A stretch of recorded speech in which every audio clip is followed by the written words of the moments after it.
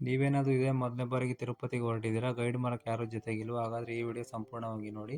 ನೀವು ತಿರುಪತಿಗೆ ಹೋಗಬೇಕು ಅಂದರೆ ಮೊದಲು ಬೆಂಗಳೂರಿಂದ ನಿಮಗೆ ದಿನನಿತ್ಯ ಡೈರೆಕ್ಟ್ ಟ್ರೈನ್ ಇದೆ. ಅದು ತಿರುಪತಿ ಎಕ್ಸ್‌ಪ್ರೆಸ್ ಅಂತ ಚಾಮರಾಜನಗರದಿಂದ ಬರುತ್ತೆ. ನೀವು ಬೆಂಗಳೂರಿಂದ ನೇರವಾಗಿ ತಿರುಪತಿಗೆ ತಲುಪೋದು. ಬೆಳಿಗ್ಗೆ 4 ಗಂಟೆಗೆಲ್ಲ ತಿರುಪತಿಗೆ ಹೋಗಿರುತ್ತೆ. ನೈಟ್ 8:20ಕ್ಕೆ ನೀವು ಹತ್ತಿದರೆ ಬೆಳಿಗ್ಗೆ 4 ಗಂಟೆಗೆಲ್ಲ ಹೋಗಿರುತ್ತೆ. ಆನಂತರ ನೀವು ಬೆಳಿಗ್ಗೆ 4 ಗಂಟೆಗೆ ತಿರುಪತಿ ತಲುಪಿದ ಮೇಲೆ ಅಲ್ಲಿ ಕಪಿಲಾ ತೀರ್ಥ, ಗೋವಿಂದರಾಜಸ್ವಾಮಿ ಟೆಂಪಲ್, ಪದ್ಮಾವತಿ ಟೆಂಪಲನ್ನು ಕೆಳಗಡೆ ಇರೋ ದೇವಸ್ಥಾನಗಳನ್ನು ನೋಡಿಕೊಂಡು ಆನಂತರ ಮೇಲ್ಗಡೆ ಹೋಗಬೇಕು.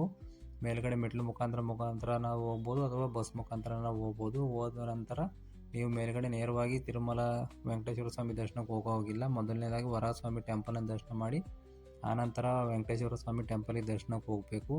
ದರ್ಶನ ಎಲ್ಲ ಮುಗಿದ ನಂತರ ನಿಮಗೆ ಏನಾರ ಸಮಯ ಉಳಿತು ಅಂದರೆ ಅಲ್ಲಿ ಒಂದು 5 ಪ್ಲೇಸಸ್ಗಳಿದೆ. ಶ್ರೀವಾರಿ ಪಾದ, ಆಕಾಶಗಂಗೆ, ಪಾಪ ನಿವಾಸ, ಈ ಥರ ಒಂದು 5 ಪ್ಲೇಸ್ ಇದೆ. ಅಲ್ಲೇ ನಿಮಗೆ ಜೀಪ್ ಅವರು, ಬಸ್ನವರು ಎಲ್ಲ ವ್ಯವಸ್ಥೆಗಳಿದೆ. ಅದು ನೋಡ್ಕೋಬೋದು. ಅದು ನೋಡ್ಕೊಂಡು ಆನಂತರ ಅವತ್ತೇ ನೈಟು ನೀವು ಬೆಂಗಳೂರಿಗೆ ಮರಳಿ ಬರ್ಬೋದು. ಇದೇ ಚಾಮರಾಜನಗರ ಎಕ್ಸ್‌ಪ್ರೆಸ್ 9:40ಕ್ಕೆ ಅಲ್ಲಿಂದ ಹೊರಡುತ್ತೆ. 4:15ಗೆ ಬೆಳಿಗ್ಗೆ ಬರುತ್ತೆ.